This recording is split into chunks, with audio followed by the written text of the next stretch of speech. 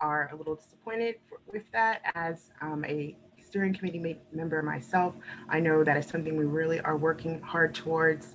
Now we're going to hear from some of our youth, so we can hear from them and hear exactly how some of these issues are impacting their lives.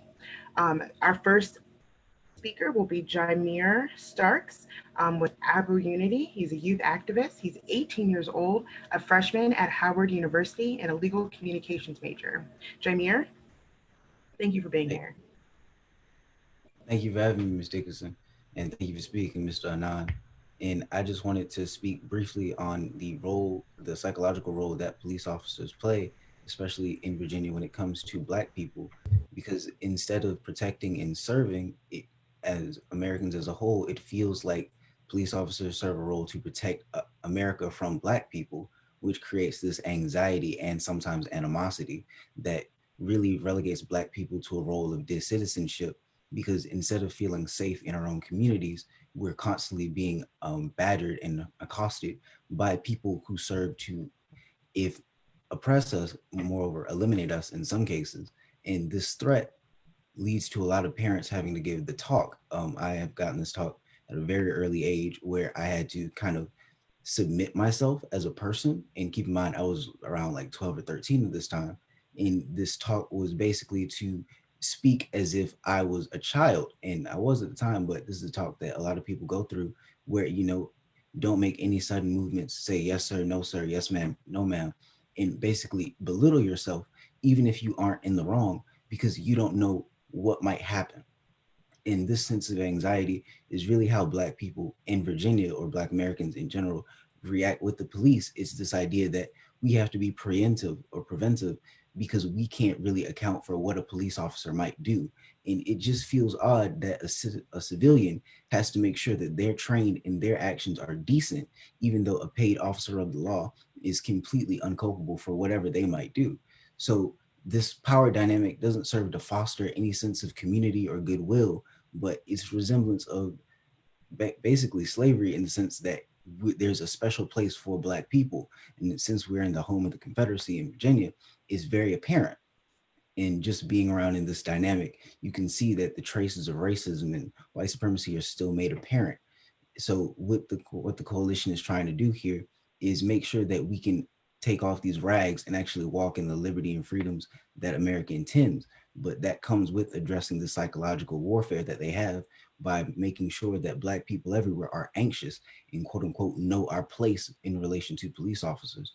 And this comes from the idea of holding police officers accountable and making sure that if you do protect and serve, you protect and serve all Americans, not just the ones that you find to be actual Americans.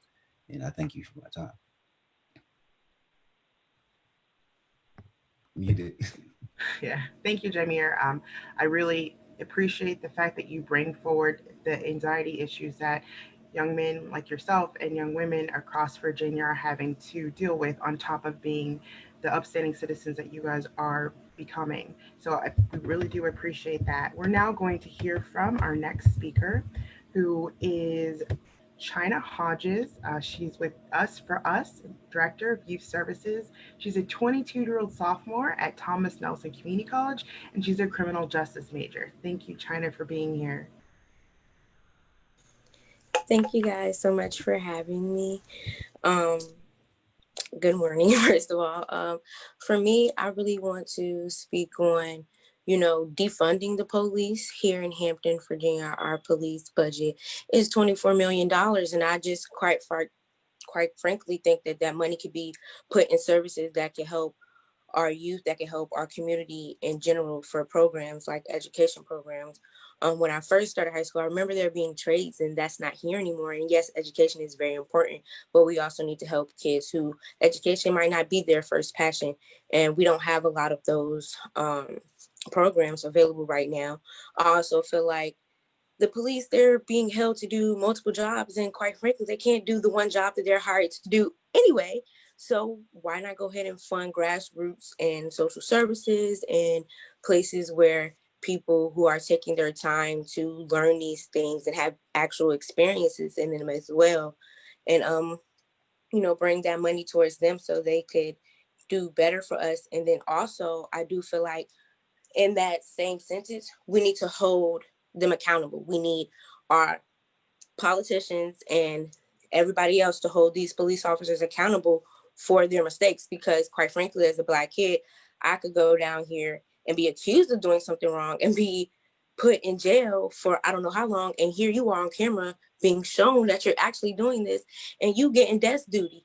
And I just feel like that's just something that needs to be addressed.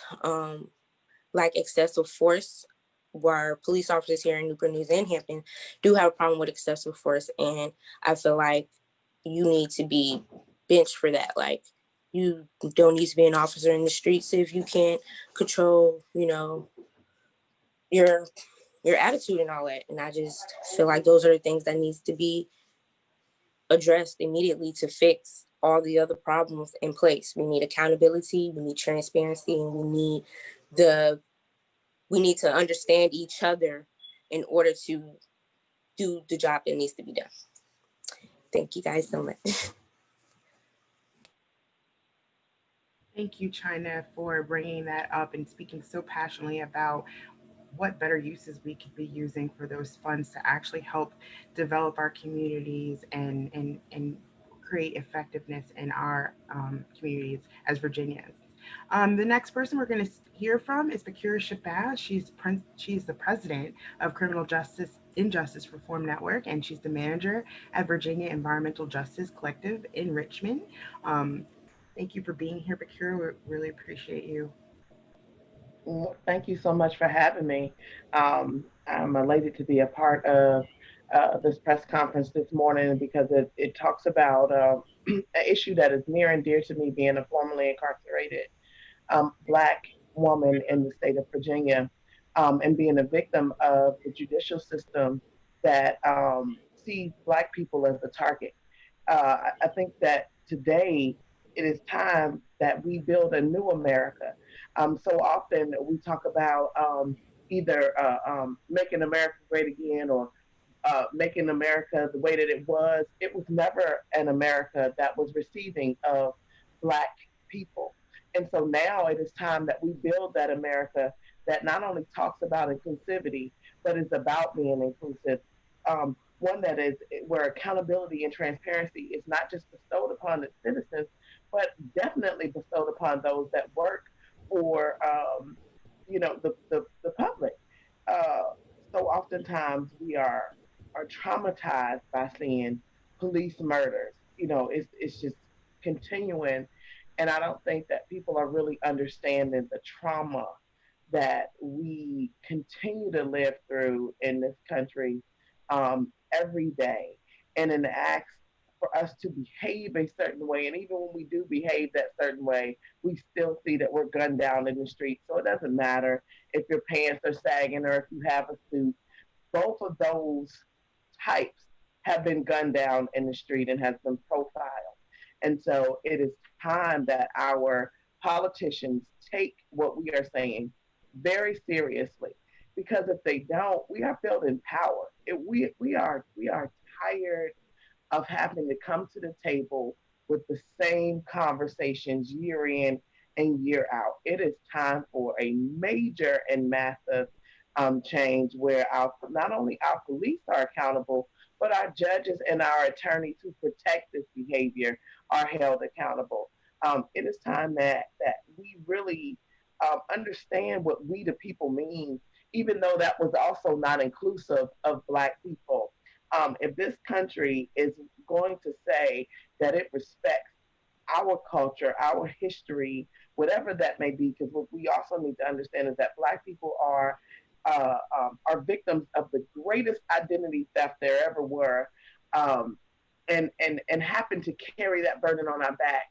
Our politicians have to take a different stance than they have been taking in the previous years. And saying we're going to table this till next year is not to be tolerated. We need to deal with this issue today. We need to deal with it right now. It is serious. We are tired of dying. When you're talking about we're making up 12.3% of the population and declining, that we are almost extinct. And it seems like we should be put on the endangered species list because of police murder, quite frankly. And so I am just glad to be engaged in this conversation, um, because I've seen it firsthand. I've been a victim of it, and it's time for it to stop. Thank you, Bakura. We really do appreciate your words and where you come from. And you are absolutely right. Transparency is such a major part of ensuring that those all of us Black Virginians are feeling as if we are a part of this state as we are, and talking about the trauma and how it's triggering to us. So we would love to ensure that you we all continue to ensure that our politicians are listening to what we're saying. And the next person that we have to speak on is Kalia Jones. She is with Abo Unity and she's the vice president. She's a 17-year-old freshman at Clark Atlanta University and a psychology major. Thank you, Kalia, for joining us today. Thank you for having me. So I would just like to speak on the over policing problem in my community specifically. I live in Newport News, Virginia, specifically the South District. And growing up, there has always been a problem with over policing. There has always been an influx of police officers in my community, even before the extravagant police precinct was placed right in the heart of downtown Newport News. And that overbearing police presence came with the visuals of seeing people being pulled over with upwards of 5 police cars behind them for failure to signal, for broken taillights, for faulty brake lights, for malfunctioning license plate lights. There are upwards of 5 cop cars making something so small and something so fixable look like a huge spectacle and look super criminal. There has always been an influx of police officers patrolling the streets and patrolling our neighborhoods, and that influx has been seen and integrated into our school systems. So SRO programs and school resource officers have not only been ingrained into our school system, but are further weakening an already weak bond between community members and the police and law enforcement, because we already have a weaker bond and a distrust for police, and then they're being ingrained into one of our only safe spaces, which is the school building. So students who are coming into school having a bad day, coming into a school with disruptive behavior, are met with criminal punishment rather than restorative and preventative care. So I'm a huge advocate for reducing the number of police officers. Newport News has over 400 officers in 3 precincts. So I'm for reducing the number of police officers and limiting the SRO program. And I am deeply disappointed that our delegates and our senators will not be discussing the SRO program, because it is such a huge problem within our school systems and it's plaguing our communities today. And I feel as though the national news of police brutality creates this giant that shadows over the local stories of Kwanzaa, who was murdered by Newport News police, of Marcus, who was met with brute force and excessive force when he needed mental help. So to my legislators, specifically, I ask that you carry our stories into those chambers and use them to elevate your viewpoints and to broaden the viewpoints of those who think differently from you. I ask that you don't waver in the face of adversity and do not allow statistics to dehumanize the faces that you see here today, the faces that you saw on Friday, and the faces of Black people who come out to the voter box to vote for you and to vote for your partners. We need restorative and preventative measures in place to remedy the ills in our communities.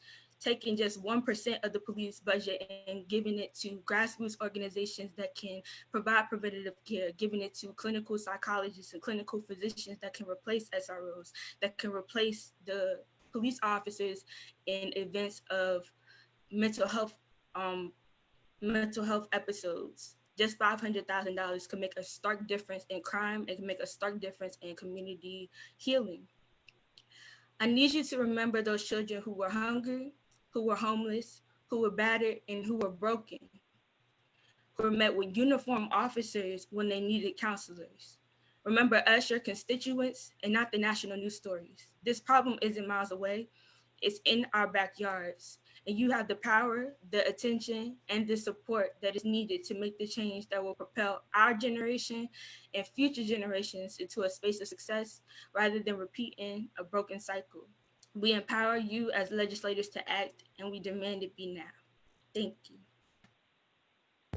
Thank you, Kalia, for such powerful words, and thank you for pointing out the amount of police cars that end up creating this spectacle that further disenfranchises us as Black Virginians rather than closing the gap between that structure and protecting our communities. Our next speaker will be Destiny Williams, also of Ava Unity. She's an activist and she's 21 years old, a senior at Norfolk State University, and a political science major. Thank you, Destiny, for joining us. Thank you for having me. I want to first off, I want to say I'm kind of disappointed that the legislators are not moving, as Kalia stated, on the SROs issue that is happening across our schools across Virginia. We young people, we really took the time out to really express our concerns and our issues. So for them not to be taken seriously is really a problem to me. And I'm going to be speaking on basically how young Black youth are viewed in the lens of media, which basically leads to situations with police officers.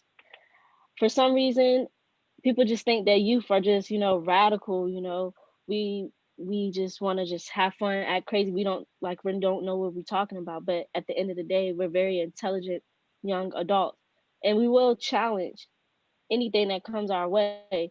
So we don't have time to sit and sing songs and hold hands and just kick around. No, we want change and we want it now. So we want to hold every elected official accountable for the needs that we are asking for, because at the end of the day, they work for the people.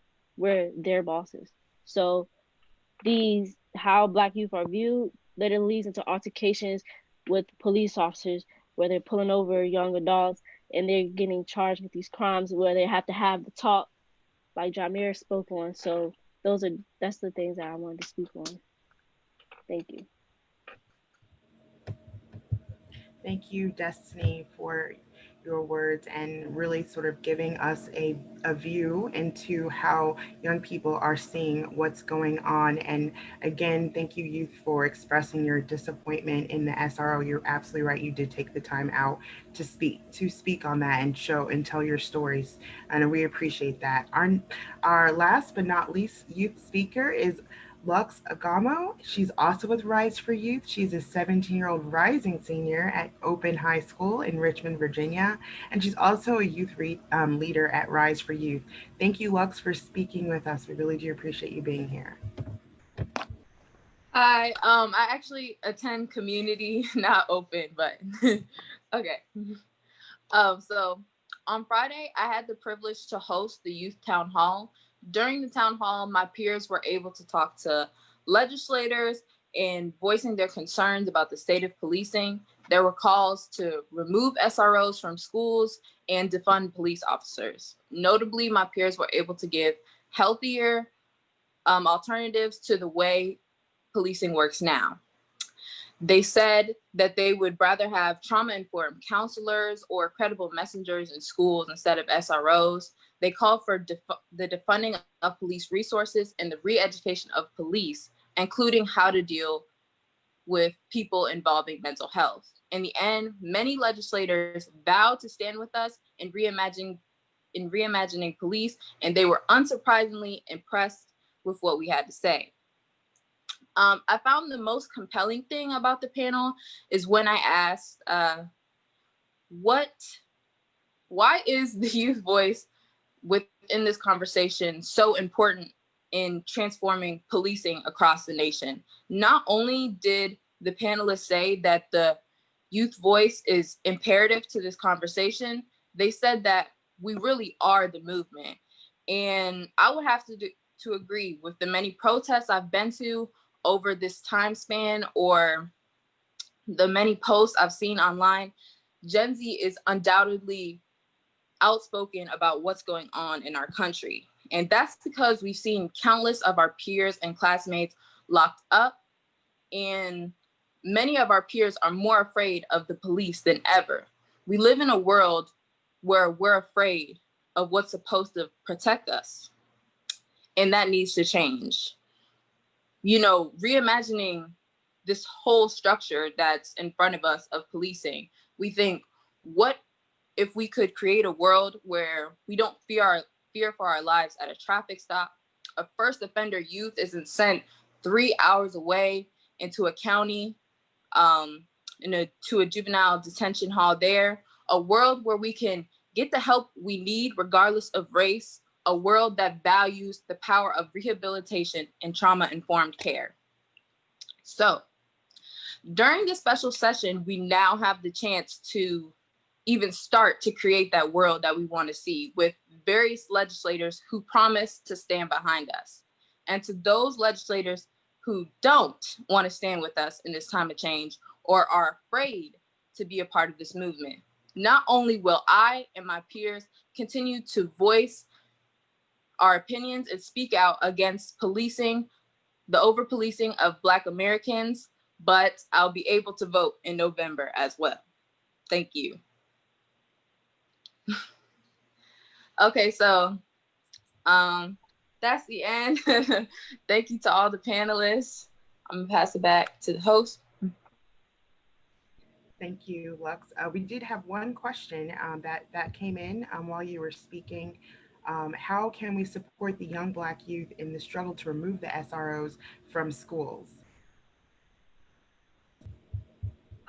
I think the biggest thing that you guys can do is to continue to apply pressure to your legislators and ensure that even though we are so disheartened that it won't be spoken about tomorrow or during the special session, that you push that it will be spoken for in the 2021 General Assembly convenings, because the only thing that really can be done is for it to be done legislatively. It needs to be a law or a regulation or something legal put in place to make sure that these officers are removed, and not only removed, but replaced with something that is preventative, something that offers healing, something that understands the children further than their behavior, but understands the child and the environment that the child comes from. So the biggest thing that people can do is hold your legislators to the fire and make sure that our voices are elevated in those chambers. And if they aren't, or like Lux said, if they aren't willing to stand with us, or if they're afraid to speak out with us, even though they have the overwhelming support of us, then we can do our due diligence at that voter box in November or in May and make sure we have people that are really speaking our values. Thanks for that, Kalia. As a parent, I think that we need to be engaging more with our principals. When I spoke with my daughter's principal, she's in the 7th grade here in Chester. I asked him, I said, do you go to your city council meetings? Do you go to the General Assembly at all? And he, surprisingly, he said no. And so these principals that are, heads over our students and our children are not politically engaged. And that's extremely concerning. And so it led me to think, well, what is it that they know? Or what are they listening to? What are they buying into? And so for me, if they're not engaged in this process, then they're only listening to one side, and that would be the side of those that are speaking against what we're talking about. And they see day in and day out what is going on inside these school buildings. And my daughter's particular principal happens to be an African American male who says that he is attached to community. And I said, well, you have to be vocal about SROs in our schools. You can't just allow police and just to be walking through knowing the trauma that causes. Why wouldn't you be advocating? He said, well, it's political. And, I think he's afraid of actually losing his job. And so we need to be standing on the front lines with our principals to allow them to be able to advocate. If fear is what's stopping them for speaking up for our children, then we also have to build a base where we're going to protect our principals for coming out and supporting these initiatives as well, and our teachers.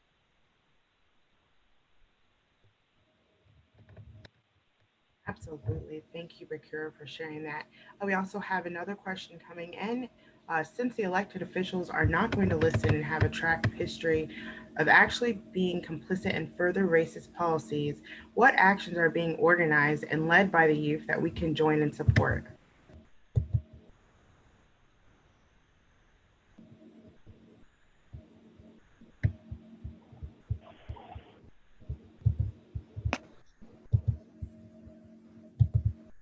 I know there's two organizations, Abu Unity and Us for Us do have an incredible youth organization that are extremely vocal when it comes to the issues that concern not only youth, but just us as a people.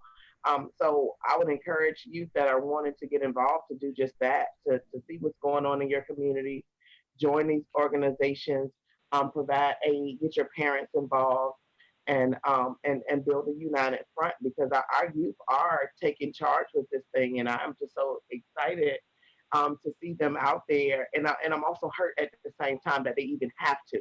You know, this is not fair to them to have to be fighting like this for such, a minuscule act. What we're asking for is to be allowed to be dignified and safe and to be recognized as a human being. And that our children have to take up their time where they should be being able to play and be safe. It's disgraceful.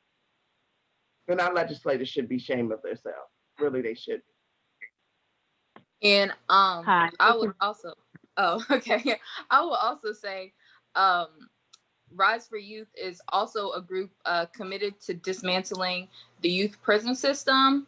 We have a lot of youth, new youth that have just joined and they're ready to speak out. And we also organize things. We go lobbying every January. So yeah, definitely get behind us because we're helping, move this movement forward.